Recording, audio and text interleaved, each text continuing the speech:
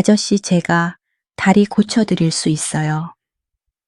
5조 원 재산을 가진 대기업 회장 앞에서 11살 꼬마가 감히 이런 말을 내뱉었습니다. 저택의 거대한 거실이 순식간에 얼어붙었죠.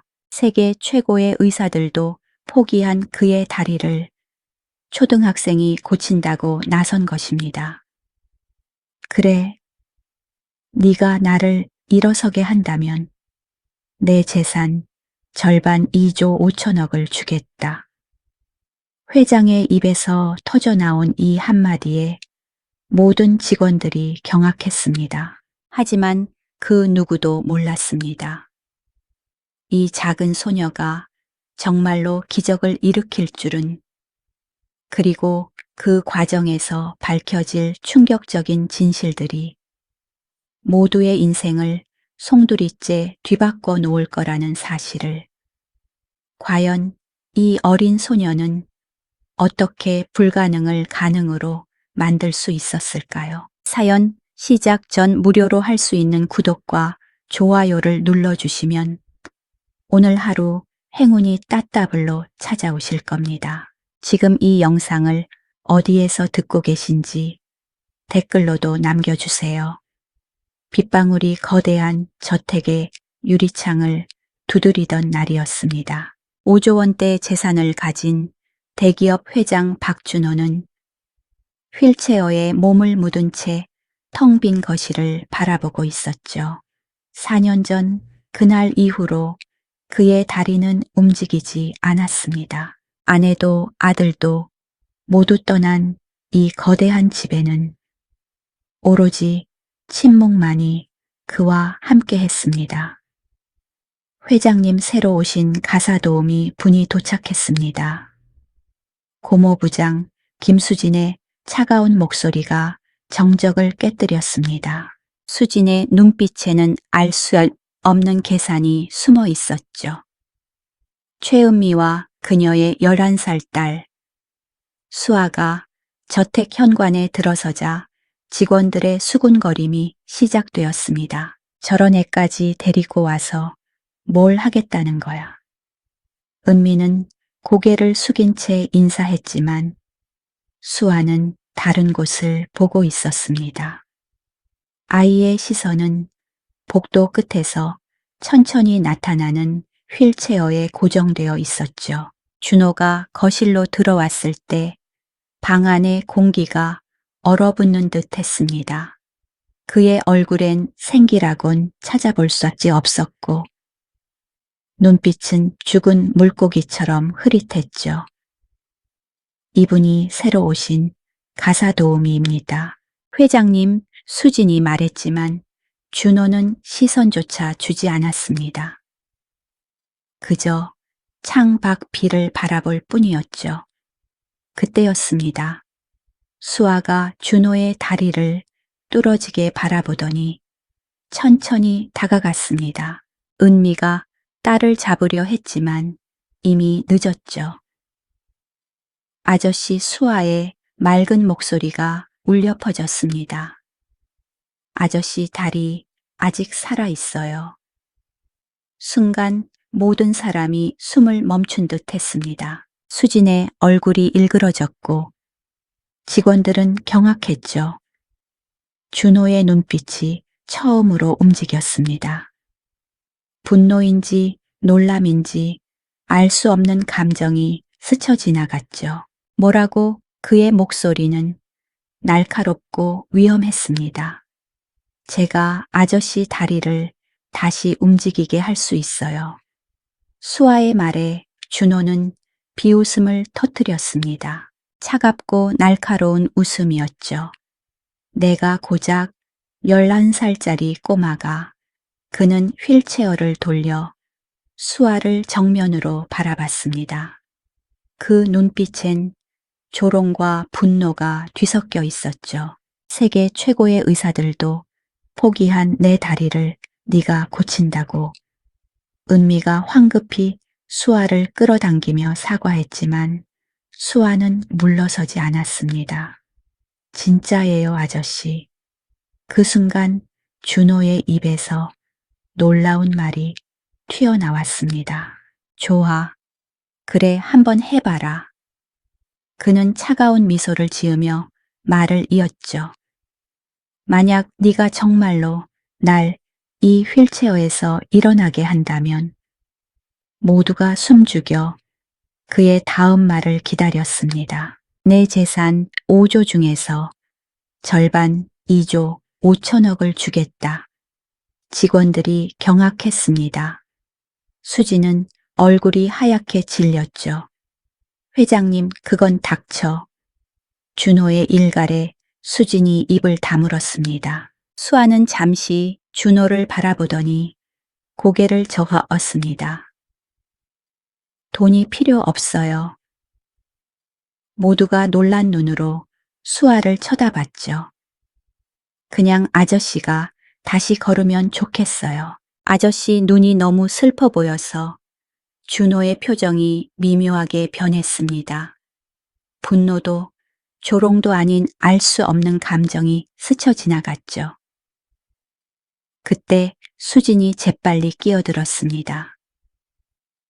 회장님, 이런 말도 안 되는 소리에 귀 기울이실 필요 없습니다. 제가 당장 그만. 준호가 손을 들어 수진을 제지했습니다. 약속은 약속이다. 이 아이가 날 걷게 한다면 내 재산 절반은 이 아이 것이다. 그는 다시 수아를 바라봤습니다. 난 실패하면 너희 모녀는 즉시 이 집을 나가야 한다.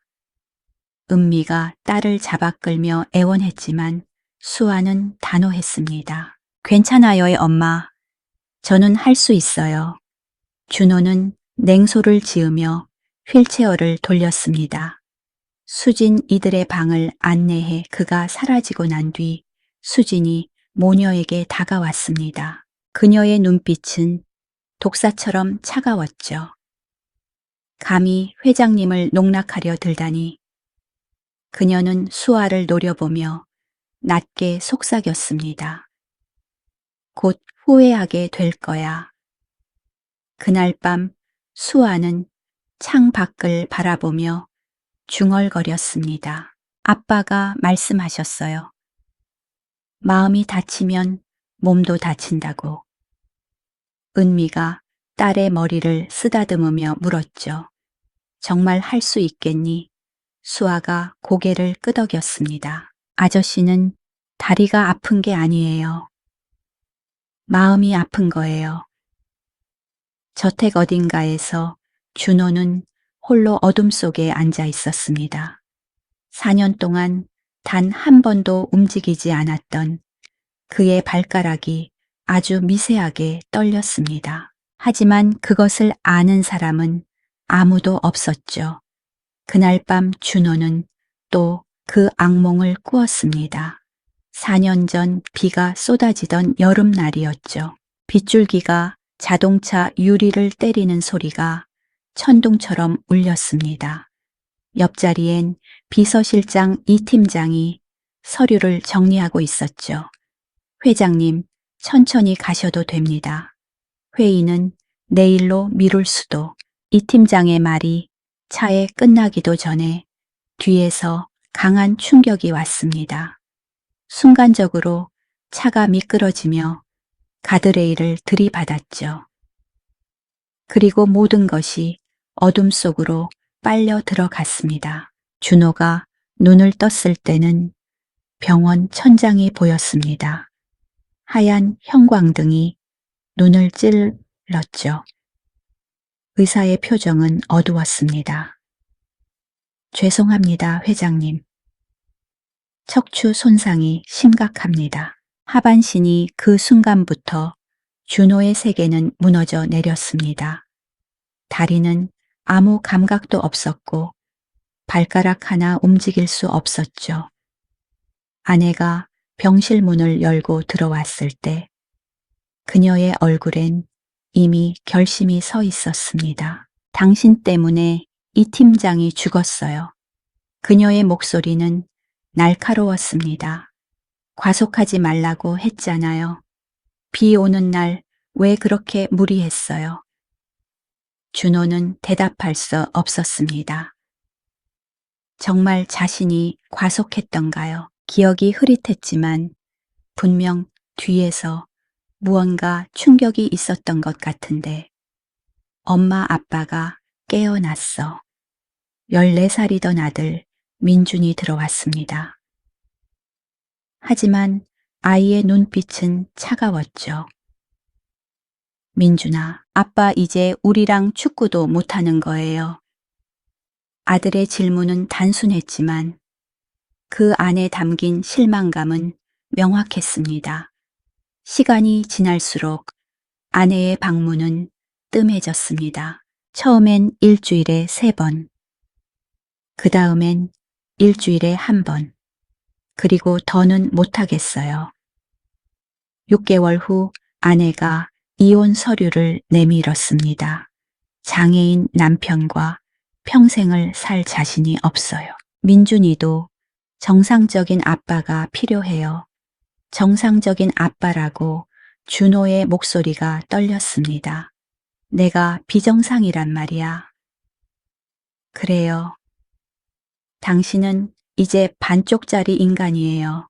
아내의 말은 칼처럼 그의 가슴을 찔렀습니다.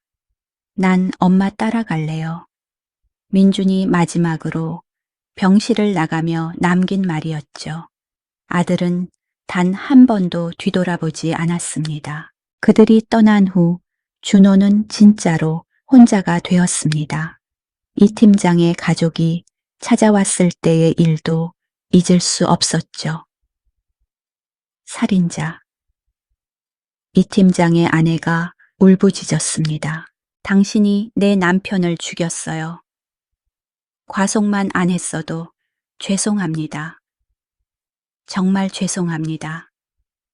준호는 휠체어에 앉은 채 고개를 숙일 수밖에 없었습니다. 변명조차 할 수 없었죠. 사고 당시 기억이 너무 흐릿했으니까요. 평생 그 죄책감 안고 살아요. 이 팀장의 아내가 떠나며 던진 저주였습니다. 그리고 준호는 정말로 그 저주 속에서 살아왔죠. 재활치료는 아무 효과가 없었습니다. 세계적인 명의들이 와도 고개를 저었죠. 기적이 일어나지 않는 한 의사들은 그렇게 말하고 떠났습니다. 준호는 포기했습니다. 걷는 것도 살아가는 것도 모든 것을요. 그런데 지금 이 순간 아저씨 수아의 목소리에 준호는 과거에서 깨어났습니다.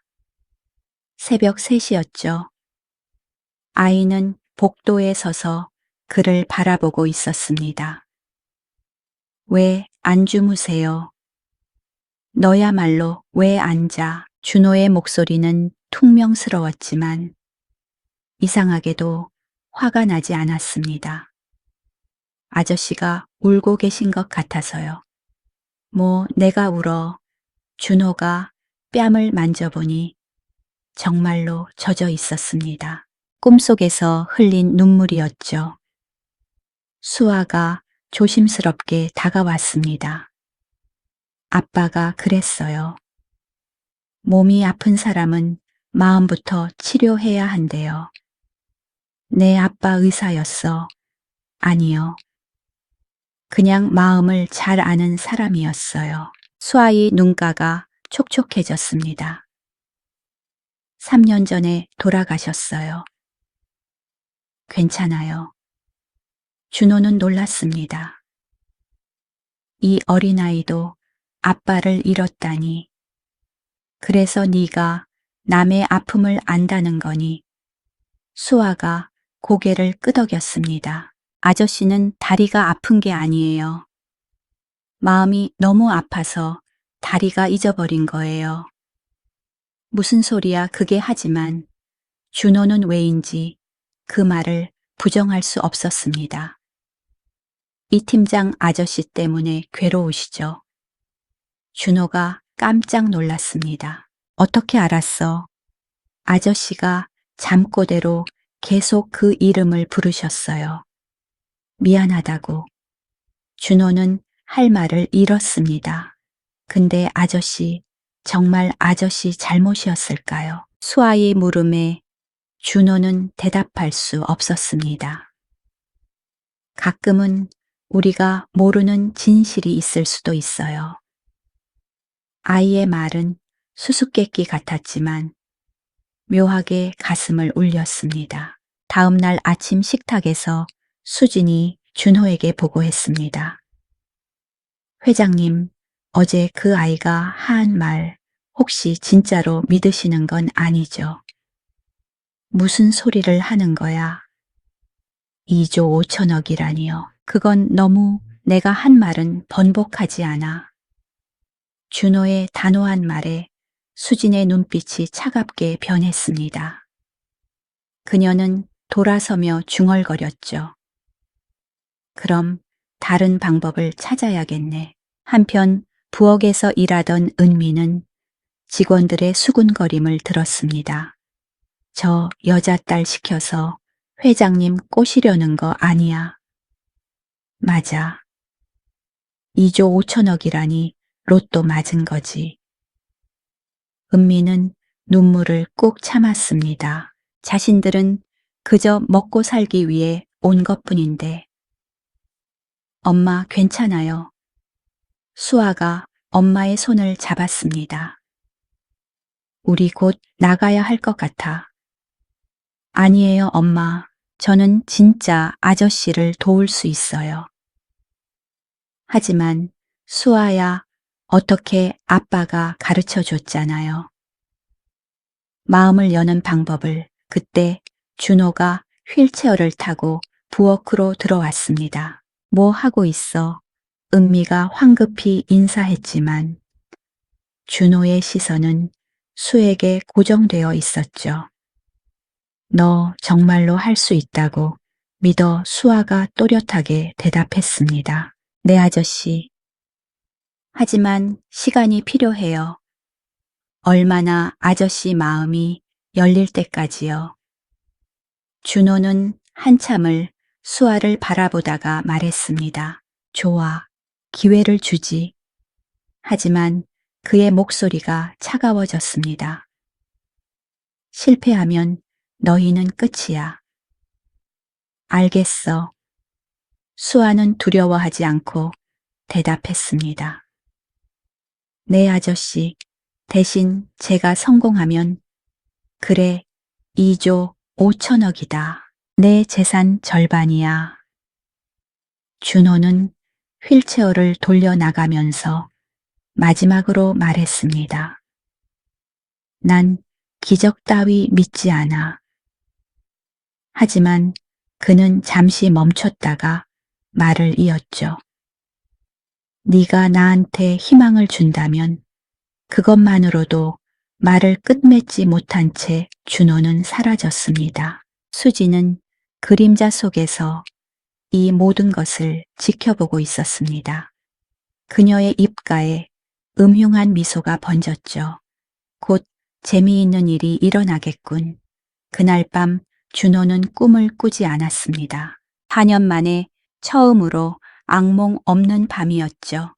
회장님 특별한 분이 오셨습니다. 이틀 후 아침 수진이 준호의 서재로 들어왔습니다. 그녀의 눈빛에는 묘한 기대감이 서려 있었죠. 특별한 분. 네. 이 집에 좋은 기운을 불어넣을 분입니다. 준호가 인상을 찌푸렸습니다. 무당이라도 부른 거야 회장님을 위해서입니다. 한 번만 만나보시죠. 수진의 고집에 준호는 마지못해 거실로 나갔습니다.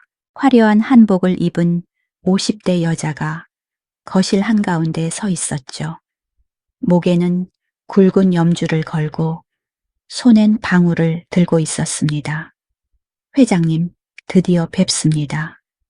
무당은 과장된 몸짓으로 인사했습니다. 제가 보기에 이 집은 큰 애군이 들었습니다. 그녀가 갑자기 소리를 질렀습니다. 거실 창문으로 들어오는 햇살마저 어두워 보이는 듯 했죠. 조상님들의 한이 회장님의 다리를 묶고 계십니다. 무당은 준호 주위를 빙빙 돌기 시작했습니다. 방울 소리가 요란하게 울렸죠. 4년 전 그 사고, 그게 단순한 사고가 아니었어요. 준호의 표정이 굳어졌습니다. 무슨 소리야? 웡이가 보입니다. 이 팀장이라는 이름이 들리는군요. 무당의 말에 준호는 숨이 막혔습니다. 어떻게 이 팀장을 알고 있는 거지? 수진이 재빨리 끼어들었습니다. 보세요, 회장님. 이분이 다 아시잖아요. 무당이 갑자기 바닥에 주저앉으며 울부짖었습니다. 오늘 안에 굿을 해야 합니다. 안 그러면 준호의 목소리가 떨렸습니다.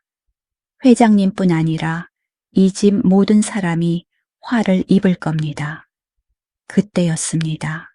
부엌에서 설거지를 하던 수아가 갑자기 뛰어나왔죠. 거짓말. 아이의 외침에 모두가 돌아봤습니다. 수아야, 어른들 얘기야. 은미가 황급히 딸을 잡으려 했지만 수아는 이미 무당 앞에 서 있었습니다. 아줌마 아저씨 다리 한 번도 안 봤잖아요. 무당의 얼굴이 붉어졌습니다. 버릇없는 것. 어디서 감히 의사도 아닌데 어떻게 다리가 나을지 알아요. 수아의 눈빛은 또렷했습니다. 전혀 무서워하지 않았죠. 무당이 수진을 향해 소리쳤습니다. 이런 사악한 기운을 가진 아이를 집에 들이다니 사악하다고요. 준호가 휠체어를 앞으로 움직였습니다. 네, 회장님, 이 아이가 바로 애군의 근원입니다. 무당은 수아를 가리키며 떨었습니다. 당장 내보내야 합니다. 그리고 제가 1억만 있으면 1억. 준호의 목소리가 차가워졌습니다. 네. 1억으로 큰 굿을 하면 회장님 다리에 감각이 돌아올 겁니다. 무당의 눈이 번뜩였죠. 오늘 안에 결정하셔야 합니다. 내일이면 늦어요. 수진이 재빨리 거들었습니다. 회장님, 1억이면 싼 겁니다. 다리를 고칠 수 있다면 닥쳐. 준호의 일갈에 수진이 움찔했습니다. 그는 수아를 바라봤습니다. 아이는 무당을 똑바로 쳐다보고 있었죠. 무서워하지도 흔들리지도 않는 맑은 눈으로. 너 뭘 보고 거짓말이라고 하는 거야? 준호가 수에게 물었습니다. 아줌마 눈이요. 돈 생각만 하는 눈이에요. 수아의 대답은 단순했지만 날카로웠습니다. 그리고 아저씨 다리는 귀신 때문이 아니에요. 마음이 다쳐서예요. 무당이 비웃음을 터뜨렸습니다. 마음 애가 무슨 소리를 하는지 1억 받으면 정말 아저씨가 걸을 수 있어요. 수아가 무당에게 물었습니다. 그럼 내가 보장한다. 그럼 실패하면 1억 돌려줄 거예요. 무당의 얼굴이 일그러졌습니다. 뭐라고? 치료비 받고 못 고치면 돌려줘야죠. 수아의 논리는 명쾌했습니다. 준호는 놀란 눈으로 수아를 바라봤습니다. 11살 아이의 입에서 이런 말이 나오다니. 회장님, 이런 건방진 내 말을 믿으시는 건 아니겠죠. 수진이 다급하게 말했습니다. 준호는 한참을 침묵하다가 입을 열었습니다. 나가, 네. 무당이든 뭐든 당장 나가.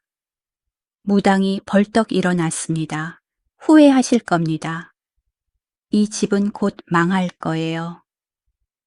그녀는 저주를 퍼부으며 나갔습니다. 수진도 황급히 뒤따라갔죠.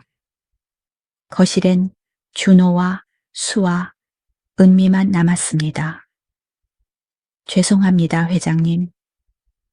수아가 버릇없이 은미가 사과하려 했지만 준호가 손을 들어 제지했습니다. 아니야, 잘했어. 그는 수아를 바라봤습니다. 어떻게 알았어, 사기꾼인 걸. 아빠가 그랬어요. 진짜로 도와주려는 사람은 돈부터 말하지 않대요. 수아의 대답에 준호는 쓴웃음을 지었습니다. 내 아빠가 참 현명한 사람이었구나. 네. 그래서 일찍 돌아가셨나 봐요. 착한 사람은 오래 못 산대요. 수아의 말에 준호의 가슴이 찡했습니다. 그날 오후 수지는 사무실에서 누군가와 통화하고 있었습니다. 실패했어요. 그 꼬마 때문에 상대방의 목소리가 들렸습니다. 그럼 다른 방법을 써야겠군. 네. 이번엔 확실하게 처리하겠습니다. 수진이 전화를 끊고 돌아섰을 때 복도의 그림자가 스쳤습니다. 누군가 듣고 있었던 걸까요? 저녁 식사 시간, 준호는 수에게 물었습니다. 너 정말로 내 다리를 고칠 수 있다고 믿어? 수아가 고개를 끄덕였습니다. 네. 하지만 아저씨가 먼저 마음을 열어야 해요. 마음을 연다는 게 뭐야? 용서하는 거예요. 자기 자신을. 준호는 말문이 막혔습니다. 자신을 용서하라고. 네. 아저씨는 스스로를 너무 미워해요. 그게 다리를 묶고 있는 거예요. 수아의 말은 어린아이답지 않게 깊었습니다. 그날 밤 준호는 오랜만에 일찍 잠자리에 들었습니다. 그런데 한밤중에 이상한 소리가 들렸죠. 복도에서 발소리가 났습니다. 조심스럽게 하지만 분명하게 준호가 방문을 열었을 때 수진이 서 있었습니다. 무슨 일이야? 아, 회장님. 그저 집안 점검을. 수진의 손에는 이상한 서류 뭉치가 들려 있었죠. 그게 뭐야? 아무것도 아닙니다. 그저 수진이 황급히 서류를 숨겼습니다. 준호는 의심스러운 눈으로 그녀를 바라봤지만 더는 묻지 않았습니다. 다음 날 아침 수아가 준호를 찾아왔습니다. 아저씨, 오늘부터 진짜 치료 시작할까요? 진짜 치료, 네. 다리랑 대화하는 거예요. 준호는 어이없다는 표정을 지었지만 왜인지 거절할 수 없었습니다. 좋아, 해보자. 수아가 환하게 웃었습니다. 아저씨가 다시 걸으면 정말 행복할 거예요. 준호는 그 맑은 미소를 보며 생각했습니다. 혹시 이 아이가 정말로 기적을 만들 수 있을까 하지만 그 순간 수진이 어디선가 지켜보고 있다는 걸 아무도 몰랐습니다. 그녀의 눈빛은 차갑고 계산적이었죠. 곧 모든 게 끝날 거야. 수진의 입가에 섬뜩한 미소가 번졌습니다. 아저씨, 다리랑 인사해 보세요. 무당이 떠난 다음 날 아침 수아가 준호의 서재로 찾아왔습니다. 아이의 손에는 작은 공책이 들려 있었죠. 뭐라고 다리랑 인사를 하라니. 준호는 어이없다는 표정을 지었습니다. 네. 4년 동안 무시했잖아요. 다리가 서운해했을 거예요. 수아의 말은 진지했습니다. 장난이 아니었죠. 말도 안 돼. 다리가 무슨 감정이 있다고 아빠가 그랬어요. 우리 몸의 모든 부분은 살아있대요. 수아가 공책을 펼쳤습니다. 거기엔 삐뚤한 글씨로 무언가 적혀 있었죠. 이게 뭐야? 아빠가 가르쳐준 마음 치료법이에요. 준호는 한숨을 쉬었습니다. 하지만 이상하게도 거절하고 싶지 않았죠. 좋아해보자. 수아가 밝게 웃으며 준호의 휠체어 앞에 무릎을 꿇었습니다. 먼저 다리를 만져보세요. 만져. 난 감각이 없다고. 그래도 만져보세요. 손으로라도 느껴보는 거예요. 준호는 마지못해 자신의 다리에 손을 올렸습니다. 차갑고 딱딱한 느낌만 전해졌죠. 이제 다리한테 말해보세요. 안녕, 오랜만이야 라고요. 이런 걸 정말 해야 해. 준호의 목소리에 짜증이 섞였지만 수아는 물러서지 않았습니다. 네, 꼭 해야 해요. 준호는 깊은 한숨을 쉬고는 작은 목소리로 중얼거렸습니다. 안녕, 다리야. 순간 이상한 일이 일어났습니다. 아주 미세하게, 정말 작게 다리에서 무언가가 느껴졌죠. 따끔거리는 듯한, 간지러운 듯한 감각이었습니다. 준호의 눈이 커졌습니다. 뭐야, 지금 느껴졌어요. 수아가 기대에 찬 눈으로 물었습니다.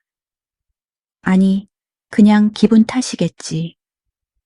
하지만 준호의 목소리는 떨리고 있었습니다. 분명히 뭔가 느꼈으니까요. 기분 탓이 아니에요. 다리가 아저씨를 기억하고 있는 거예요. 수아가 흥분해서 말했습니다. 그때 수진이 서재로 들어왔습니다. 그녀의 표정은 못마땅했죠. 회장님, 이런 어린이 장난에 시간을 낭비하실 필요가 나가. 준호의 단호한 말에 수진이 움찔했습니다. 지금 치료 중이니까 방해하지 마. 수진은 분한 표정으로 나갔습니다.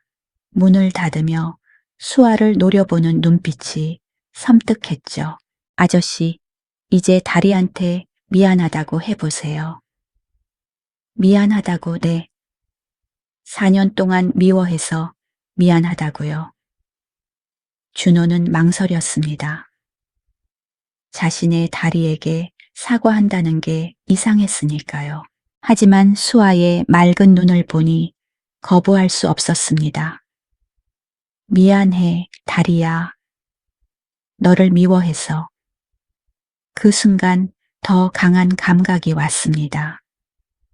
발가락 끝에서 시작된 저림이 발목까지 올라왔죠. 아, 준호가 놀라서 소리쳤습니다. 정말 느껴져요. 수아가 기뻐서 뛰었습니다. 그래, 뭔가 있어. 준호의 얼굴에 처음으로 희망이 번졌습니다. 하지만 곧 감각은 사라졌죠. 다시 아무것도 느껴지지 않았습니다. 왜 이래? 왜 다시 안 느껴져? 준호가 다급하게 다리를 만졌습니다. 천천히 해야 해요. 마음이 열리는 데는 시간이 걸려요. 수아가 차분하게 말했습니다. 그날 오후 은미가 부엌에서 일하고 있을 때였습니다. 수진이 다른 직원들과 수군거리는 소리가 들렸죠. 저 꼬마가 회장님을 완전히 홀렸어. 맞아.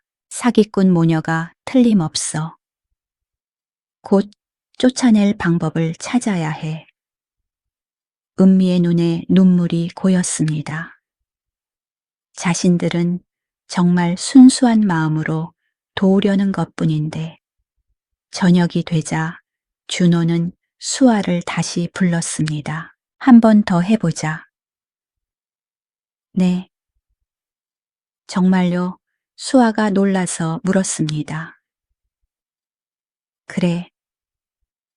아까 분명히 뭔가 느꼈어. 준호의 눈에는 간절함이 담겨 있었죠. 두 번째 시도에서도 미세한 감각이 왔습니다. 이번엔 조금 더 오래 지속됐죠. 다리가 아저씨를 용서하기 시작했어요. 수아가 기뻐했습니다.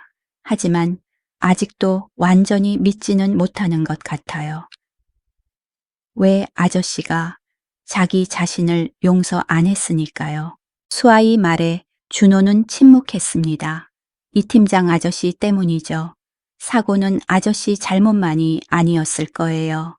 수아가 조심스럽게 말했습니다. 내가 뭘 안다고 그래. 준호의 목소리가 날카로워졌습니다. 몰라요.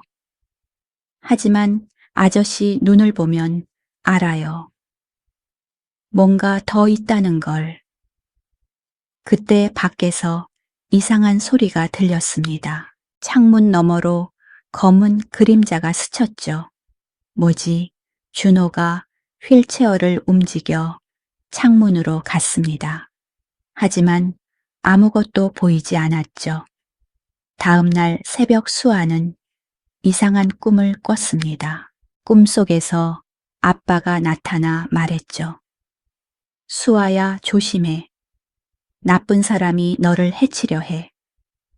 수아가 깨어났을 때 온몸이 식은 땀으로 젖어 있었습니다. 아침이 되자 수진이 준호에게 보고했습니다. 회장님, 어젯밤 수상한 사람이 저택 주변을 배회했답니다. 수상한 사람 네. 경비가 쫓아갔는데 도망쳤다고 합니다. 수진의 표정은 걱정스러웠지만 눈빛은 이상하게 번들거렸죠. 그런데 회장님, 정말로 그 아이를 믿으시는 겁니까? 그게 네가 상관할 일이야. 준호가 차갑게 대답했습니다. 저는 그저 회장님이 걱정돼서 됐어. 나가. 수진이 나간 후 준호는 깊은 생각에 빠졌습니다. 정말 수아를 믿어도 되는 걸까? 그날 오후 수아가 세 번째 치료를 시작했습니다. 이번에는 더 특별한 방법을 쓰기로 했죠. 아저씨, 다리한테 노래 불러주세요. 노래네. 아빠가 그랬어요. 노래는 마음을 여는 열쇠래요. 준호는 당황했습니다. 노래라니 너무 유치한 것 아닌가. 하지만 수아의 진심 어린 눈빛을 보니 거절할 수 없었죠. 무슨 노래를 부르지? 아저씨가 좋아하는 노래요. 준호는 망설이다가 작은 목소리로 옛날 노래를 부르기 시작했습니다. 아들이 어렸을 때 자주 불러주던 자장가였죠. 노래가 끝날 무렵 놀라운 일이 일어났습니다. 다리 전체에서 따뜻한 감각이 올라왔던 거예요. 느껴져. 정말로 느껴져. 준호가 흥분해서 소리쳤습니다. 수아도 기뻐서 박수를 쳤죠. 맞죠? 다리가 아저씨 목소리를 기억하고 있어요. 그 순간 준호의 눈에서 눈물이 흘렀습니다. 4년 만에 처음으로 희망이 보였으니까요. 하지만 복도에서 이 모든 것을 지켜보던 수진의 표정은 싸늘했습니다. 이제 정말로 조치를 취해야겠군. 그녀는 핸드폰을 꺼내 어디론가 전화를 걸었습니다. 내일 실행해. 그 모녀를 완전히 끝장내는 거야. 엄마 저 못 본 척해요. 학교에서 돌아온 수아의 눈가가 빨갛게 부어 있었습니다. 은미가 놀라서 딸을 끌어안았죠. 무슨 일이야, 수아야. 직원들 아이들이 제가 사기꾼이래요. 회장님 돈 노리는 거지래요. 수아의 작은 어깨가 떨렸습니다. 그때 부엌 밖에서 웃음소리가 들렸죠. 수진과 다른 직원들이었습니다. 애가 울고 왔다면서 당연하지. 주제도 모르고 설치니까. 은미의 얼굴이 창백해졌습니다. 이미 직원들이 아이들까지 선동한 거였죠. 수아야, 우리 그냥 나갈까? 은미가 눈물을 참으며 말했습니다. 아니에요, 엄마. 아직 할 일이 남았어요. 수아가 고개를 세차게 저었습니다. 아저씨 다리가 조금씩 나아지고 있단 말이에요. 포기할 수 없어요. 그 순간 휠체어 소리가 들렸습니다. 준호가 복도에 나타났죠. 무슨 일이야? 그의 표정은 차가웠지만 눈빛에는 걱정이 서려 있었습니다. 수진이 재빨리 나섰습니다. 아, 회장님, 별일 아닙니다. 그저 아이들끼리 내가 물은 건 너한테가 아니야. 준호의 날카로운 말에 수진이 입을 다물었습니다. 그는 수아를 바라봤죠. 누가 너를 괴롭혔어? 수아는 고개를 숙였습니다. 아무도 아니에요, 아저씨. 거짓말 하지 마. 내 얼굴에 다 써 있어. 준호의 목소리가 높아졌습니다. 은미가 조심스럽게 대답했죠. 직원들 자녀들이 수아를 사기꾼이라고 놀렸답니다. 준호의 얼굴이 붉어졌습니다. 분노가 치밀어 올랐죠. 수진네 회장님, 당장 직원들 다 불러 모아 10분 후 거실에 모든 직원이 모였습니다. 준호의 눈빛은 차가운 칼날 같았죠. 수아를 괴롭힌 사람 당장 나와. 아무도 대답하지 않았습니다. 좋아. 그럼 모두 해고야. 직원들이 경악했습니다. 회장님, 그건 너무 닥쳐.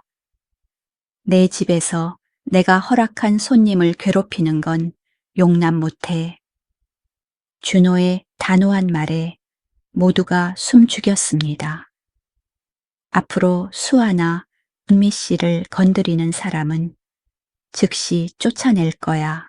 알았나? 직원들이 고개를 숙였지만 수진의 눈빛은 더욱 차가워졌죠.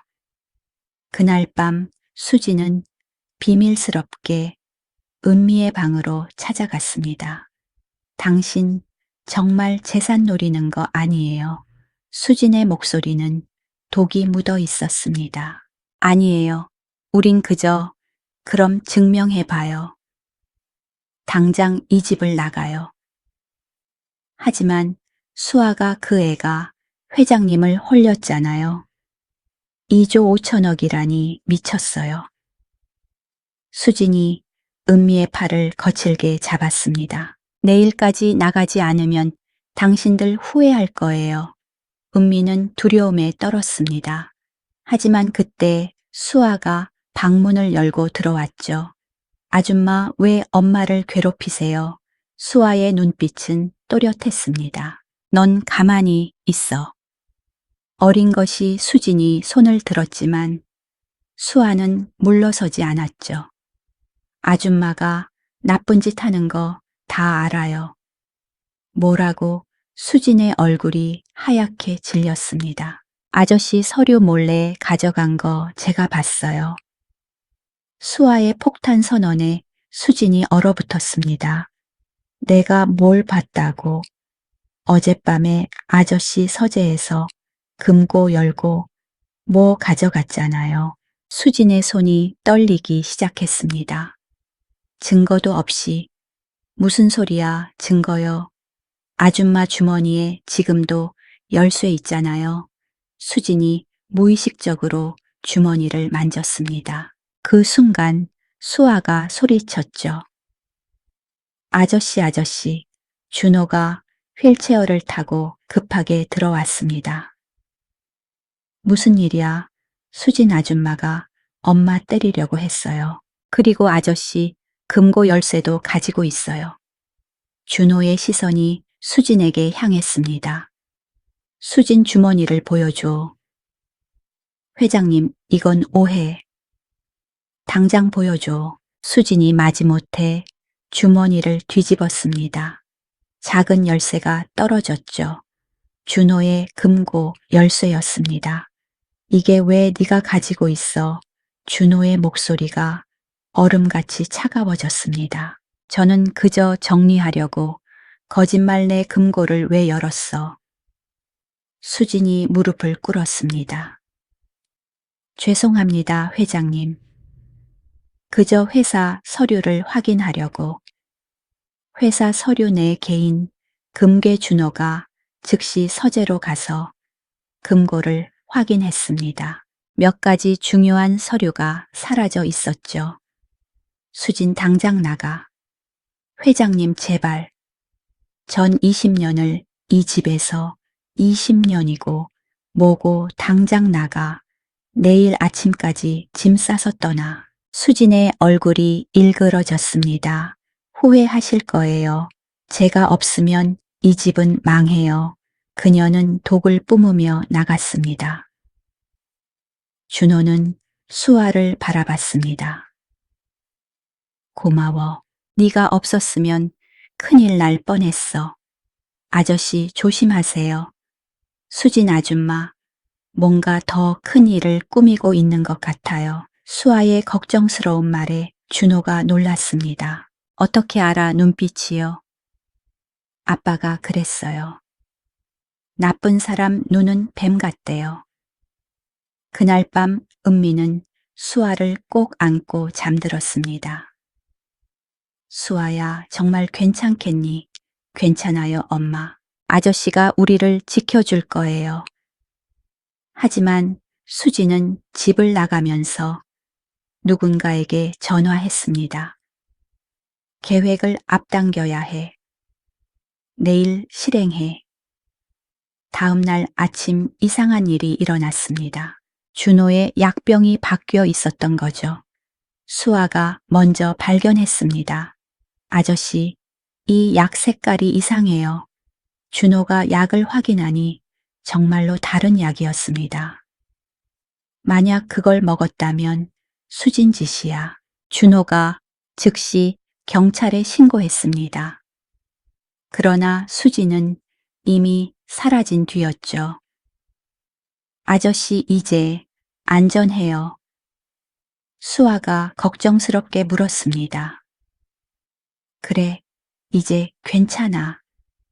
네, 덕분이야. 준호가 처음으로 수아의 머리를 쓰다듬었습니다.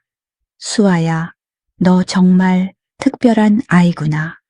아저씨도 특별해요. 곧 걸을 수 있을 거예요. 수아의 밝은 미소에 준호도 미소를 지었습니다. 처음으로 진짜 가족 같은 따뜻함을 느꼈죠. 하지만 그들은 몰랐습니다. 수진이 더 큰 음모를 준비하고 있다는 것을. 이 시계가 왜 여기 있지? 수진이 쫓겨난 다음 날 아침 준호가 서재에서 낡은 손목 시계를 발견했습니다. 이 팀장의 유품이었죠. 사고 현장에서 발견됐다던 그 시계였습니다. 준호의 손이 떨렸습니다. 왜 이게 자신의 서재 금괴에 있는 걸까요? 그때 수아가 들어왔습니다. 아저씨, 무슨 일이에요? 이 시계 이 팀장 것인데. 수아가 시계를 유심히 보더니 이상한 점을 발견했습니다. 아저씨, 이 시계 유리가 깨진 방향이 이상해요. 뭐가 이상해? 충격이 뒤에서 왔어요. 앞에서 부딪혔으면 이렇게 안 깨져요. 준호의 얼굴이 창백해졌습니다. 뒤에서 충격이 왔다고. 그날 밤 준호는 또다시 악몽을 꿨습니다. 하지만 이번엔 더 선명했죠. 백미러에 비친 검은 차 급속도로 다가오는 헤드라이트. 아니야, 그럴 리 없어. 준호가 비명을 지르며 깨어났습니다. 온몸이 식은 땀으로 젖어 있었죠. 새벽 3시 준호는 혼자 서재로 갔습니다. 금고를 다시 열고 사고 관련 서류를 꺼냈죠. 교통사고 보고서, 경찰 조서, 보험 서류. 그런데 이상한 점이 보였습니다. 사고 현장 사진에는 분명히 2대의 차가 찍혀 있었는데 보고서엔 단독 사고라고 적혀 있었죠. 이게 대체 준호가 사진을 자세히 들여다봤습니다. 뒷차의 번호판이 일부 보였죠. 비록 흐릿했지만 숫자 몇 개는 식별할 수 있었습니다. 그때 은미가 물을 가져다 주러 들어왔습니다. 회장님 안 주무세요. 은미 씨, 이것 좀 봐요. 준호가 사진을 보여줬습니다. 이 뒷차 보이시죠? 은미가 사진을 보더니 놀랐습니다. 어머, 이거 회사 차 아니에요. 뭐라고요? 제가 전에 다른 회사에서 일할 때 이런 번호판 봤어요. 대기업들이 쓰는 특별 번호예요. 준호의 심장이 빠르게 뛰었습니다. 회사라니 그럼 누가 아저씨 수아가 갑자기 뛰어들어왔습니다. 큰일 났어요. 누가 집 밖에서 지켜보고 있어요. 준호가 창문으로 다가갔습니다. 정말로 검은 차 한 대가 대문 앞에 서 있었죠. 차에서 내린 사람은 준호의 옛 비서 최 실장이었습니다. 최 실장, 왜 여기 최 실장이 현관으로 들어왔습니다. 그의 표정은 무거웠죠. 회장님 드릴 말씀이 있습니다. 무슨 말인데 4년 전 그 사고 단순한 사고가 아니었습니다. 준호의 숨이 멎는 듯 했습니다.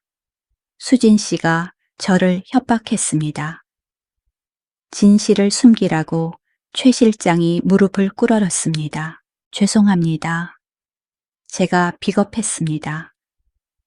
진실이 뭔데 대체 무슨 일이 있었던 거야? 준호의 목소리가 떨렸습니다. 그날 뒷차가 일부러 들이받았습니다. 수진 씨의 짓이었죠. 충격적인 고백이 이어졌습니다.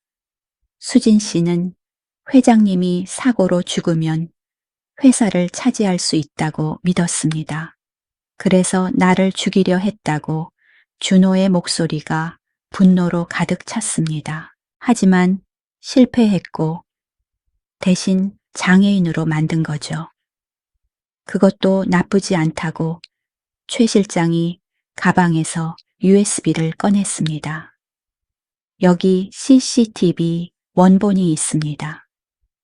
그리고 수진 씨와 공모자들의 통화 녹음도요. 수아가 준호의 손을 잡았습니다. 아저씨, 이제 진실이 밝혀졌어요. 아저씨 잘못이 아니었어요. 준호의 눈에서 눈물이 흘렀습니다. 4년 동안 짊어진 죄책감이 거짓이었다니. 이 팀장 미안해. 정말 미안해. 준호가 흐느꼈습니다. 은미가 조심스럽게 말했습니다. 회장님, 이제 경찰에 신고하셔야.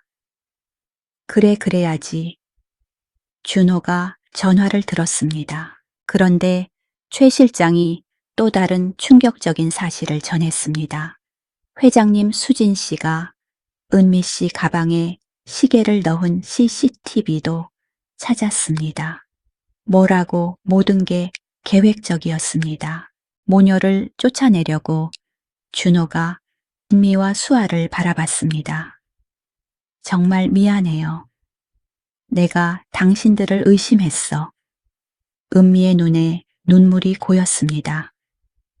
괜찮아요, 회장님. 저희도 이해해요.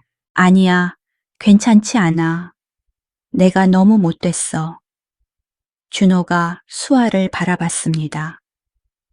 수아야, 넌 날 도우려 했는데 내가 의심했어. 아저씨 진짜 괜찮아요. 이제 진실을 아셨잖아요. 수아가 환하게 웃었습니다. 그날 밤 경찰이 왔습니다. 이미 도망친 수진을 체포하기 위한 수사가 시작됐죠. 회장님 수진 씨는 반드시 잡을 겁니다. 경찰이 약속했습니다. 준호는 깊은 한숨을 쉬었습니다. 20년을 함께 일한 사람이 날 죽이려 했다니 최 실장이 고개를 숙였습니다. 저도 공범입니다. 진실을 알고도 숨겼으니까요. 아니야, 최 실장. 넌 지금이라도 진실을 말해줬잖아. 준호가 최 실장의 어깨를 두드렸습니다. 다음 날 아침 또 다른 증거가 발견됐습니다. 회장님, 수진 씨 사무실에서 이걸 찾았습니다. 직원이 서류 뭉치를 가져왔죠. 그것은 수진이 수년간 빼돌린 회사 자금 내역이었습니다. 300억을 빼돌렸어. 준호가 경악했습니다. 이 돈으로 해외 도피를 준비했던 것 같습니다. 은미가 놀란 표정으로 말했습니다. 그럼 처음부터 회장님을 이용만 한 거네요. 그런 셈이지. 준호의 목소리는 쓸쓸했습니다. 그때 수아가 준호의 손을 잡았습니다. 아저씨, 이제 나쁜 사람은 다 사라졌어요. 이제 좋은 일만 생길 거예요. 수아의 말에 준호는 작은 미소를 지었습니다. 그래, 내 말이 맞아. 이제 새로 시작해야지. 하지만 그들은 몰랐습니다. 수진이 마지막 카드를 준비하고 있다는 것을. 그녀는 준호의 아들 민준을 찾아갔던 것입니다. 회장님, 김수진을 체포했습니다. 새벽 5시 경찰서에서 전화가 왔습니다. 수진은 해외로 도망치려다 공항에서 잡혔죠. 준호는 휠체어에 앉은 채 깊은 한숨을 내쉬었습니다. 20년을 함께 일한 사람이 자신을 죽이려 했다니. 회장님 괜찮으세요? 은미가 조심스럽게 물었습니다. 준호는 고개를 들어 은미와 수아를 바라봤죠. 어제까지만 해도 이들을 의심했던 자신이 부끄러웠습니다. 은미 씨, 수아야, 정말 미안해. 준호의 목소리가 떨렸습니다. 제가 너희를 의심했어. 수진의 거짓말에 속아서. 은미의 눈가가 촉촉해졌습니다. 회장님, 저희는 이해해요. 수진 씨가 너무 교묘했잖아요. 아니야, 이해하면 안 돼. 내가 너무 못됐어. 준호가 휠체어를 앞으로 움직였습니다. 특히 수아야, 넌 날 도우려고 했는데. 수아가 환하게 웃었습니다. 괜찮아요, 아저씨. 이제 진실을 아셨잖아요. 아이의 맑은 웃음에 준호는 가슴이 찡했습니다. 그날 오후 경찰이 수진을 데리고 저택에 왔습니다. 대질 신문을 위해서였죠. 수갑을 찬 수진의 얼굴엔 여전히 도끼가 가득했습니다. 박준호 잘 살아봐라. 왜 그랬어? 수진아, 20년을 함께 했잖아. 준호의 목소리에 슬픔이 묻어났습니다. 20년, 그래 개처럼 일했지. 근데 뭘 받았냐고 수진이 소리쳤습니다. 월급쟁이로 20년.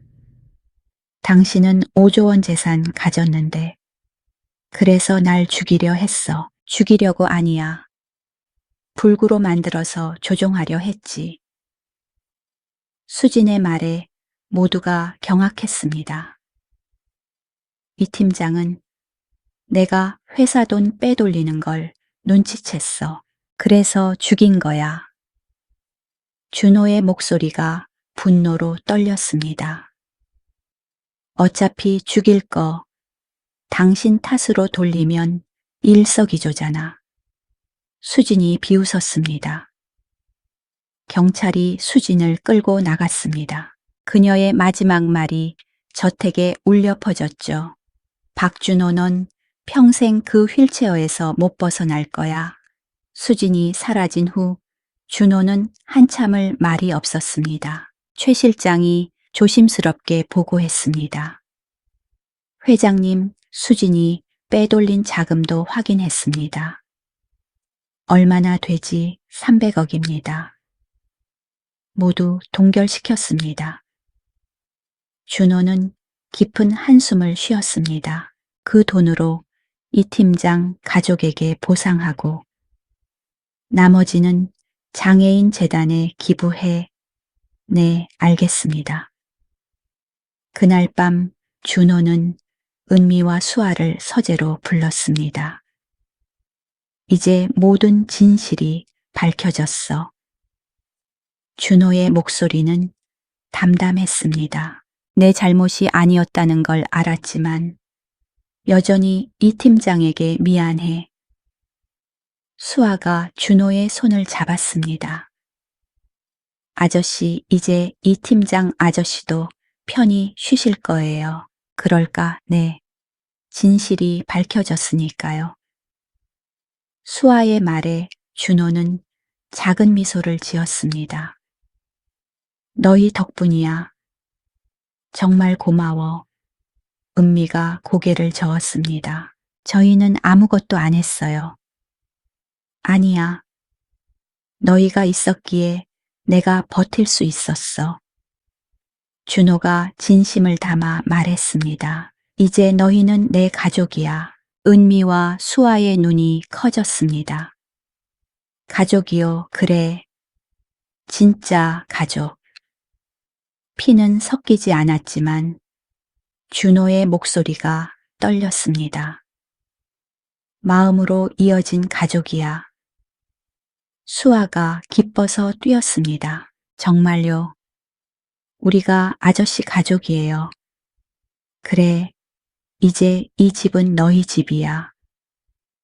은미의 눈에서 눈물이 흘렀습니다. 회장님, 저희는 울지 마요. 은미 씨. 이제 새로 시작하는 거예요. 준호가 부드럽게 말했습니다. 그 순간 놀라운 일이 일어났습니다. 아, 뭔가 느껴져. 준호의 발가락이 미세하게 떨렸습니다. 아저씨 발가락이 움직여요. 수아가 소리쳤습니다. 정말로 발가락이 아주 조금씩 움직이고 있었죠. 이게 가능한 거야. 최 실장도 놀라서 다가왔습니다. 회장님, 정말입니다. 발가락이 움직이고 있어요. 준호는 믿을 수 없다는 표정으로 자신의 발을 바라봤습니다. 마음이 열리니까 몸도 열리는 거예요. 수아가 박수를 치며 말했습니다. 아저씨가 진실을 받아들이고 자신을 용서했으니까요. 준호의 눈에서 눈물이 흘렀습니다. 정말로 다시 걸을 수 있을까? 당연하죠. 아저씨는 이제 자유해요. 수아의 말에 모두가 감격했습니다. 하지만 준호는 알고 있었죠. 아직 한 가지 더 해야 할 일이 있다는 것을. 최 실장, 이 팀장, 가족 연락처 알아봐줘. 네. 왜 그러시는지 직접 찾아가서 사과하고 싶어. 진실을 알려드리고 최 실장이 고개를 끄덕였습니다. 알겠습니다. 준비하겠습니다. 준호는 창밖을 바라봤습니다. 4년 만에 처음으로 마음이 가벼워진 느낌이었죠. 수아야, 내가 처음 왔을 때 내 다리를 고쳐주겠다고 했지. 네. 그때 내가 재산 절반을 준다고 했는데 수아가 고개를 저갔습니다. 전 돈이 필요 없어요. 준호는 수아를 따뜻하게 바라봤습니다. 그래도 약속은 약속이야. 네가 날 걷게 해주면 아직 완전히 걷는 건 아니잖아요. 수아가 웃으며 말했습니다. 그럼 완전히 걸을 때까지 더 노력해야겠네. 네, 매일매일 연습해요. 그날 밤 준호는 일기를 썼습니다. 오늘 모든 진실이 밝혀졌다. 수지는 감옥에 갔고 나는 무죄였다. 하지만 더 중요한 건 새로운 가족을 얻었다는 것이다. 은미와 수아, 이들이 내게 온 건 정말 기적이다. 발가락도 조금씩 움직이기 시작했다. 이제 정말로 새 삶이 시작되는 것 같다. 하지만 준호는 아직 몰랐습니다. 며칠 후 예상치 못한 방문자가 찾아올 것을. 아버지 돈 좀 주세요. 예고도 없이 찾아온 아들 민준의 첫마디였습니다. 18살이 된 아들의 눈엔 오직 욕심만 가득했죠. 준호는 휠체어에 앉은 채 아들을 바라봤습니다. 4년 만의 재회였지만 반가움보다 씁쓸함이 먼저 밀려왔죠. 민준아, 그동안 어떻게 지냈니? 그런 건 중요하지 않아요. 엄마가 그랬어요. 이 집은 어차피 다 우리 거라고. 민준의 노골적인 말에 준호의 가슴이 찢어지는 듯 했습니다. 그때 수아가 거실로 들어왔습니다. 민준이 아이를 보자마자 얼굴이 일그러졌죠. 이게 뭐야? 누구야 이 꼬마는? 민준의 목소리는 날카로웠습니다. 얘가 그 유명한 사기꾼이야. 아빠 재산 노리는지 수아야. 준호가 단호하게 말했지만 민준은 멈추지 않았습니다. 엄마가 다 말해줬어요. 어떤 여자가 애 앞세워서 아빠를 꼬시고 있다고. 은미가 부엌에서 나와 상황을 지켜보고 있었습니다. 그녀의 얼굴은 창백했죠. 민준이 은미를 향해 손가락질했습니다. 당신이 그 여자야. 우리 아빠 돈 놀이는 아니에요. 은미의 목소리가 떨렸습니다. 닥쳐. 거지 주제에 감히 이 집에. 민준의 모욕적인 말에 수아가 울음을 터뜨렸습니다. 우리 엄마 거지 아니에요. 나쁜 말 하지 마세요. 뭐 이 꼬마가 어디서 말대답이야. 민준이 수에게 다가서려 했지만 준호가 휠체어를 움직여 막았습니다. 그만해. 민준아, 네가 너무 심해. 준호의 목소리에는 분노가 담겨 있었죠. 아빠가 저들 편을 들어요. 친아들보다 민준의 눈에 배신감이 스쳤습니다. 그래, 난 이들 편이야. 준호의 대답은 단호했습니다. 왜냐하면 이들이 진짜 가족처럼 날 대해 줬으니까. 가족 저 거지들이요. 민준이 비웃었지만 준호는 흔들리지 않았습니다. 넌 4년 동안 어디 있었니? 한 번이라도 날 찾아왔어. 준호의 질문에 민준이 말문이 막혔습니다. 그건 엄마 핑계 대지 마. 넌 날 버렸어. 장애인 아빠가 부끄러웠겠지. 준호의 말에 민준의 얼굴이 붉어졌습니다. 그래서 뭐요? 이제 와서 원망이에요. 아니, 원망은 안 해. 대신 준호가 수아와 은미를 바라봤습니다. 이제 내겐 새로운 가족이 있어. 민준의 눈이 분노로 번뜩였습니다. 좋아요. 그럼 유산도 저들에게 다 주겠네요. 그래, 약속했어.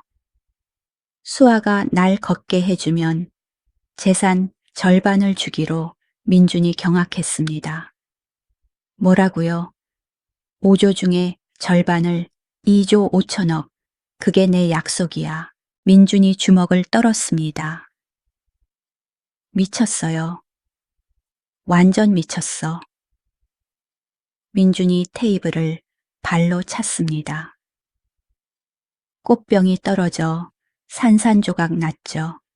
저 사기꾼들에게 속아서 정신이 나갔구나. 사기꾼이 아니야. 준호가 소리쳤습니다. 수아는 진짜로 날 도와주고 있어. 마 준호가 자신의 발을 가리켰습니다. 발가락이 미세하게 움직이고 있었죠. 이게 움직여. 민준도 놀란 표정이었지만 곧 고개를 저었습니다. 그래서 뭐요?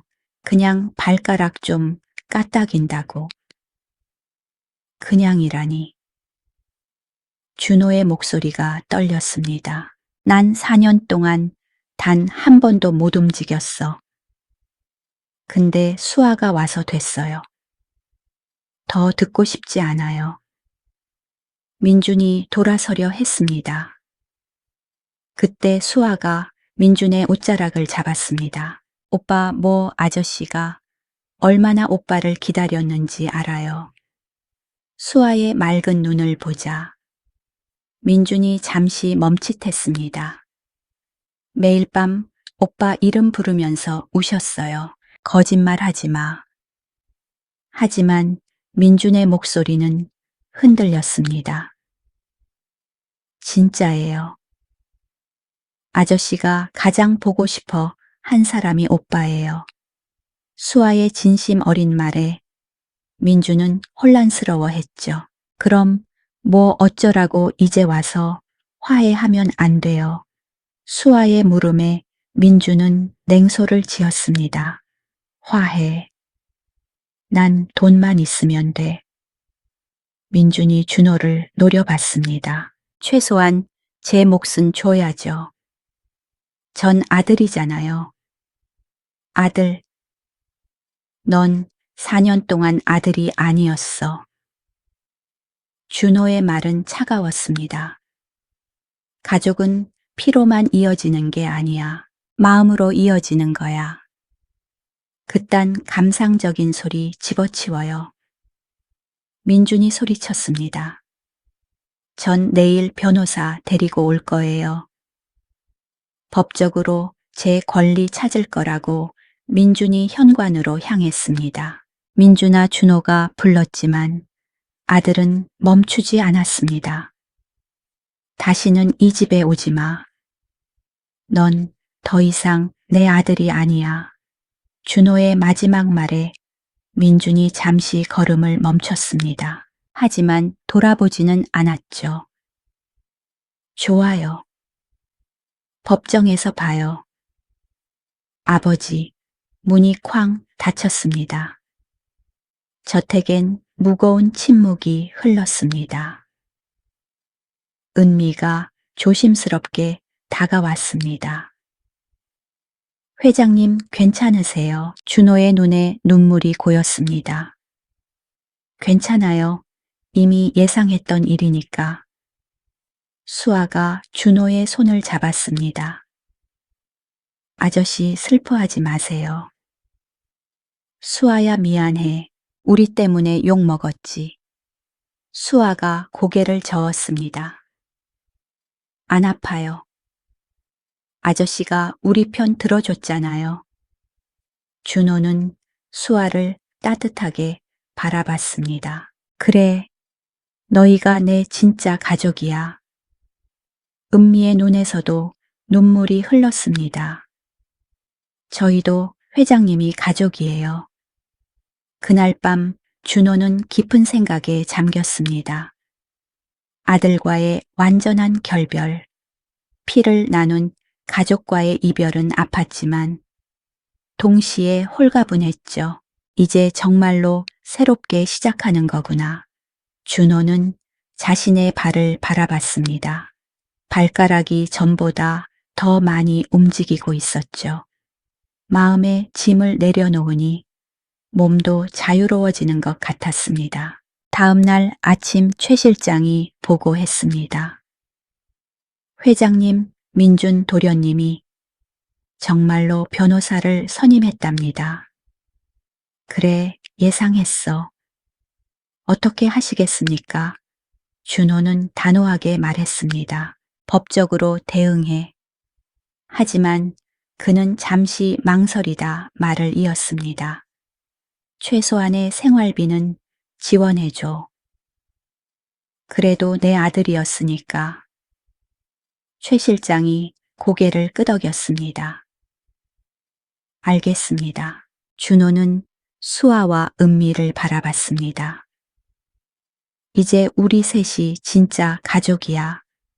끝까지 함께하자. 네, 아저씨. 수아가 환하게 웃었습니다. 은미도 감격에 겨워 고개를 끄덕였죠. 진짜 가족의 의미를 이제야 알게 된 준호였습니다. 이 팀장님, 댁이 여기입니다. 최 실장이 조심스럽게 차를 세웠습니다. 작은 빌라 앞에서 준호는 깊은 숨을 들이쉬었죠. 4년 만에 찾아온 이곳, 죄책감의 무게가 가슴을 짓눌렀습니다. 회장님, 정말 괜찮으시겠어요? 은미가 걱정스럽게 물었습니다. 가야 해요. 이제야 용기가 생겼으니까. 준호의 목소리는 떨렸지만 단호했습니다. 수아가 준호의 손을 꼭 잡았습니다. 아저씨, 제가 같이 갈게요. 고마워, 수아야.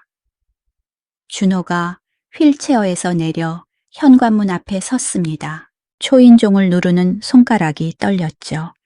문이 열렸습니다. 이 팀장의 아내가 준호를 보자 얼굴이 굳어졌습니다.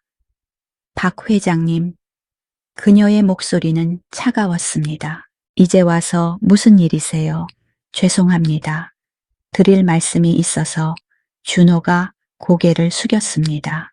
이 팀장의 아내는 한참을 망설이다가 문을 열어줬습니다. 들어오세요. 좁은 거실에는 이 팀장의 사진이 걸려 있었습니다. 환한 미소가 준호의 가슴을 더욱 아프게 했죠. 무슨 말씀을 하시려고. 이 팀장 아내의 눈에는 여전히 원망이 가득했습니다. 준호는 휠체어에서 일어서려 애썼습니다. 그리고 천천히 무릎을 꿇었죠. 회장님, 최 실장이 놀라서 부축하려 했지만 준호는 고개를 저었습니다. 죄송합니다. 정말 죄송합니다. 준호의 목소리가 울먹였습니다. 이제 와서 사과한다고 무엇이 달라지나요? 이 팀장 아내의 목소리가 높아졌습니다. 우리 애들이 아빠 없이 4년을 살았어요. 그녀의 눈에서 눈물이 흘렀습니다. 그때 수아가 조심스럽게 다가갔습니다. 아줌마, 너는 누구니? 저는 수아예요. 아저씨를 도와주고 있어요. 수아가 가방에서 서류를 꺼냈습니다. 이걸 보세요. 진실이 담겨 있어요. 이 팀장 아내가 의아한 표정으로 서류를 받았습니다. 그것은 수진의 범죄 증거들이었죠. CCTV, 화면 캡처 통화 녹음 내용, 그리고 수진의 자백서. 이게 뭐죠, 이 팀장? 아내의 눈이 커졌습니다. 그 사고는 계획된 거였어요. 준호가 떨리는 목소리로 말했습니다. 김수진이라는 사람이 저를 죽이려고 뺑소니를 시켰어요. 뺑소니라고요. 네. 이 팀장은 그 음모의 희생자였어요. 준호의 눈에서 눈물이 흘렀습니다. 저도 몰랐어요. 4년 동안 제 과실인 줄만 알고 이 팀장 아내가 서류를 하나하나 읽어 내려갔습니다. 그녀의 손이 떨리기 시작했죠. 그럼 우리 남편은 억울하게 돌아가신 거예요. 준호가 고개를 더 깊이 숙였습니다. 그래도 제 차에 타고 있었기에 책임은 제게 있어요. 이 팀장 아내가 주저앉았습니다. 4년 동안 품었던 원한이 혼란으로 바뀌었죠. 이 사람이 감옥에 갔나요? 네. 체포됐어요. 모든 죄를 자백했고요. 최 실장이 대답했습니다.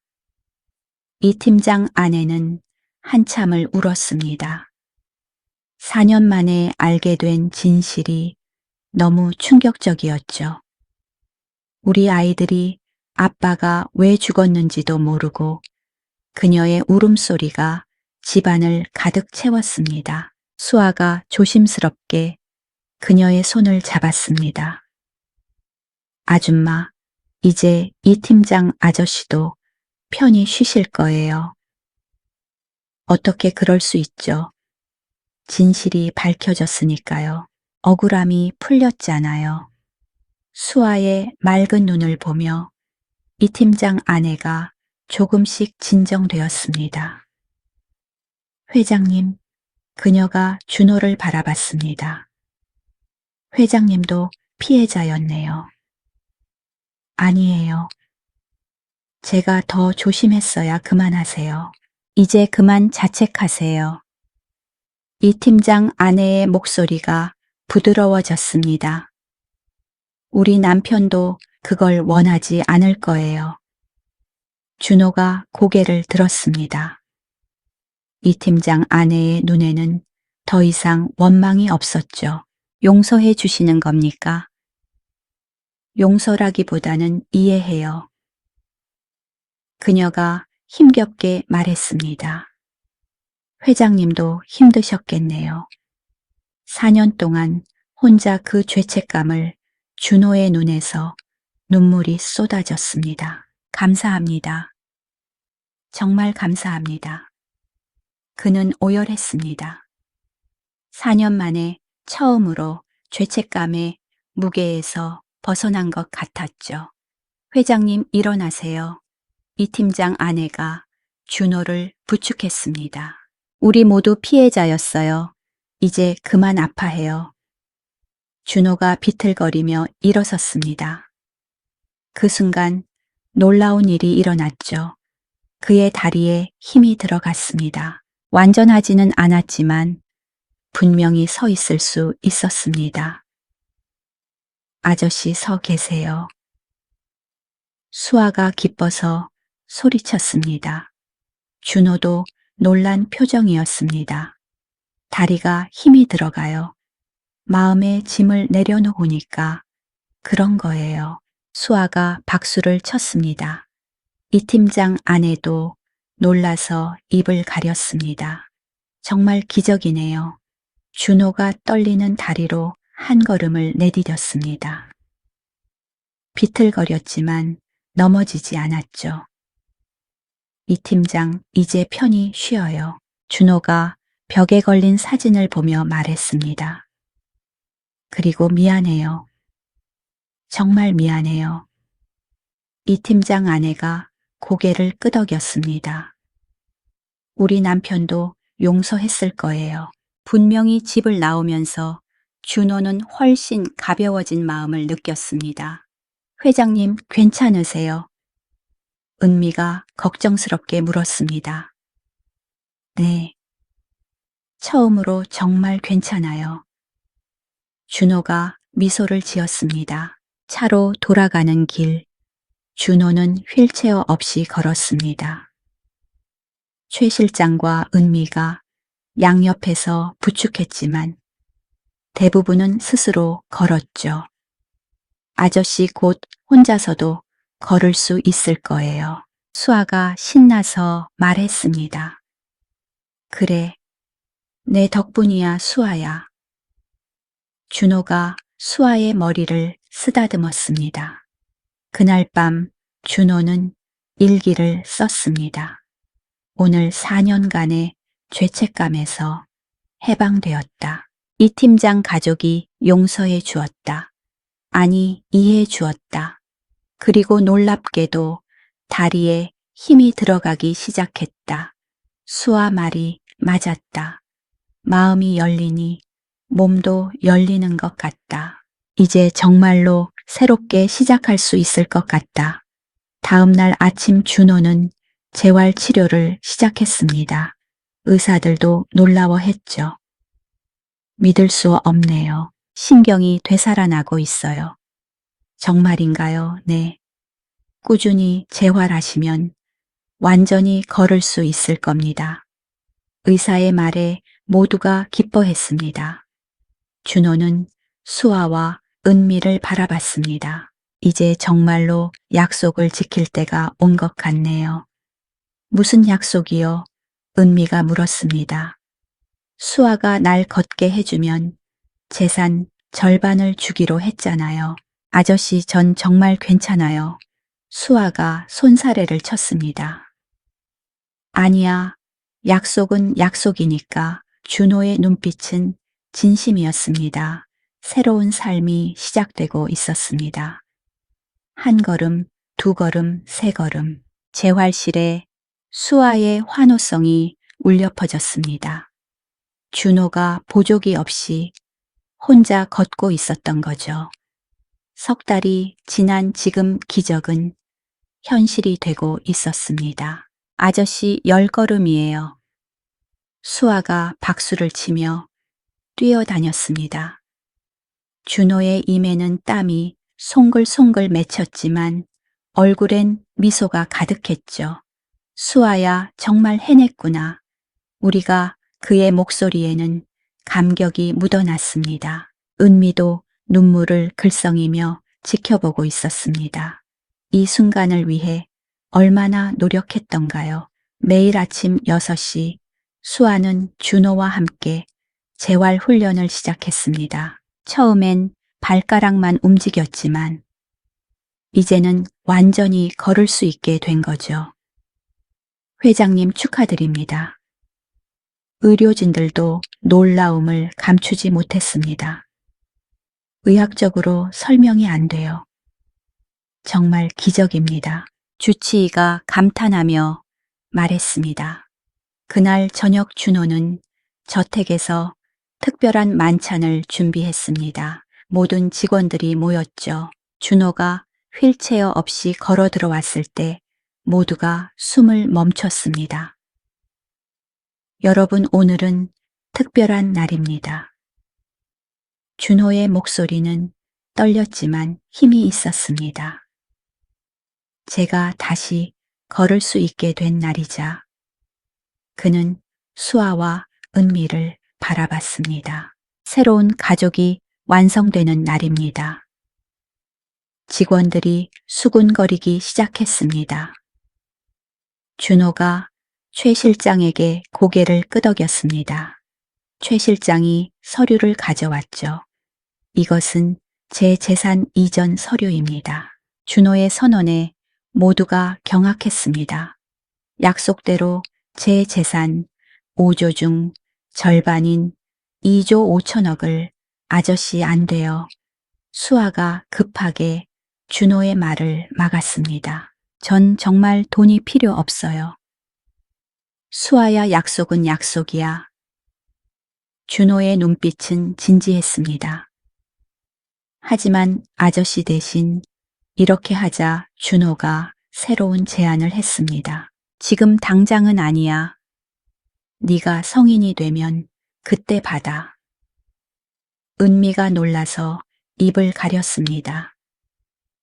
회장님, 그건 너무. 은미 씨, 당신과 수아는 이제 내 가족이에요.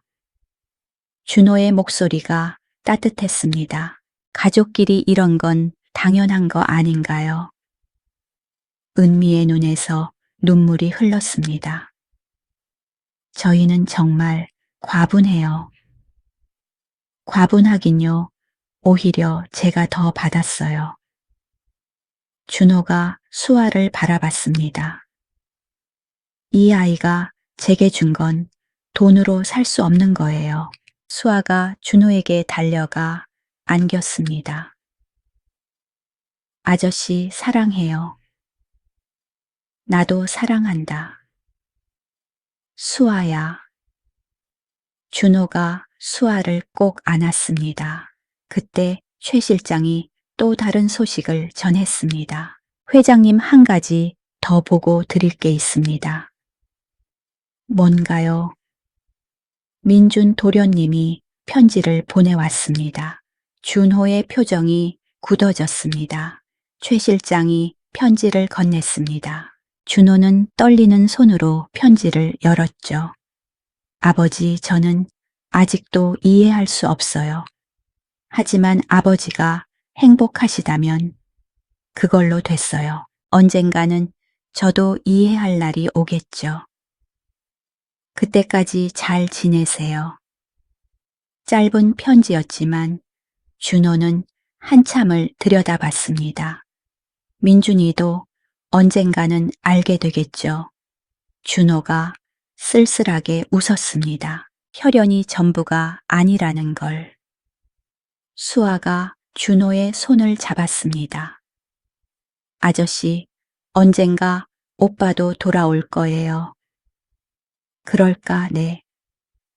가족은 결국 돌아오게 되어 있어요. 수아의 말에 준호는 작은 희망을 품었습니다.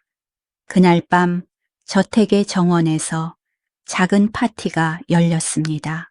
준호는 은미와 수아 사이에 서서 밤하늘을 올려다봤죠.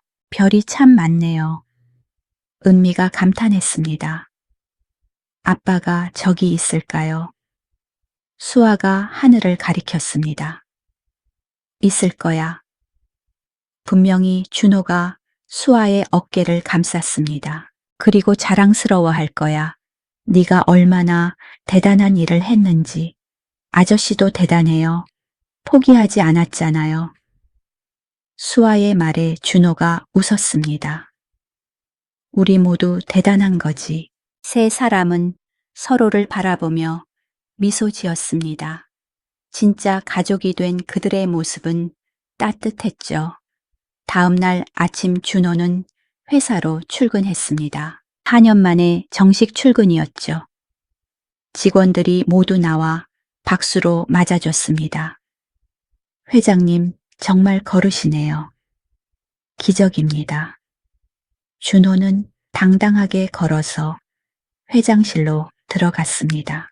책상 위에는 수아가 그린 그림이 놓여 있었죠.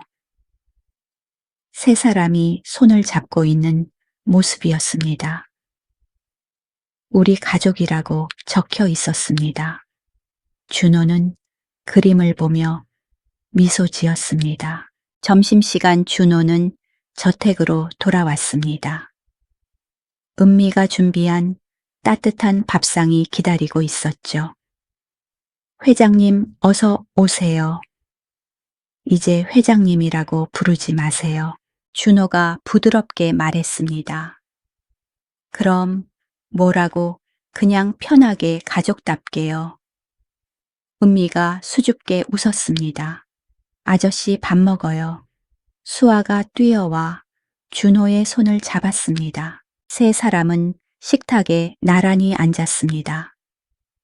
평범하지만 특별한 한 끼였죠. 수아야 학교는 어땠어? 좋았어요. 친구들이 아저씨 걷는 거 보고 싶대요. 그래, 다음에 데리고 와. 준호가 웃으며 대답했습니다. 이런 일상이 얼마나 소중한지 이제 알게 되었죠. 저녁 무렵 준호는 서재에서 일기를 썼습니다. 오늘로 모든 여정이 끝났다. 아니, 새로운 시작이다. 나는 다시 걸을 수 있게 되었고 무엇보다 진짜 가족을 얻었다. 수아와 은미. 피를 나눈 가족은 아니지만 그 누구보다 가까운 내 가족. 가족은 피로 이어지는 게 아니다. 마음으로 이어지는 것이다. 이제 나는 안다. 진짜 기적은 다시 걷게 된 것이 아니라 이들을 만난 것이라는 걸. 준호가 펜을 내려놓았을 때 수아가 살며시 들어왔습니다. 아저씨 자요. 아니, 일기 쓰고 있었어. 저도 오늘 일기 썼어요. 수아가 자신의 일기장을 보여줬습니다. 오늘은 정말 행복한 날이다. 아저씨가 완전히 걸을 수 있게 되었다. 그리고 우리는 진짜 가족이 되었다. 아빠 하늘에서 보고 있죠. 제가 약속 지켰어요. 좋은 일 하면서 살겠다고요. 준호의 눈가가 촉촉해졌습니다. 수아야 고마워. 정말로 저도 고마워요, 아저씨. 두 사람은 서로를 꼭 안았습니다.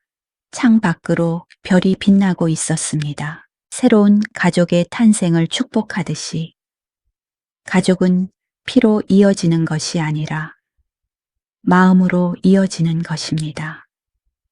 박준호 회장은 모든 것을 가졌지만 정작 가장 소중한 것을 잃어버린 사람이었습니다. 그리고 작은 소녀 수아는 아무것도 가지지 못했지만 누구보다 큰 마음을 가진 아이였죠. 때로는 우리가 걷지 못하는 이유가 다리 때문이 아니라 마음이 닫혀 있기 때문일지도 모릅니다.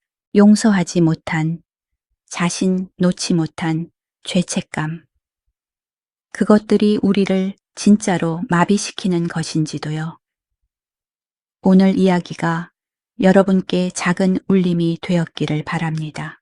진짜 기적은 불가능을 가능으로 만드는 것이 아니라 닫힌 마음을 여는 것이라는 걸 기억해 주세요. 오늘 이야기가 마음에 드셨다면 저의 다른 영상도 시청해 주세요. 구독과 좋아요, 알림 설정을 눌러주시면 오늘 기분 좋은 일이 생기고 최신 영상을 가장 먼저 보실 수 있답니다. 마음에 남은 장면이 있으셨다면 댓글도 하나 남겨주시면 너무너무 감사드리겠습니다. 저의 채널 사연과 실화를 시청해 주셔서 늘 감사드립니다. 건강이 최고예요. 하루 한번 운동 꼭 하세요.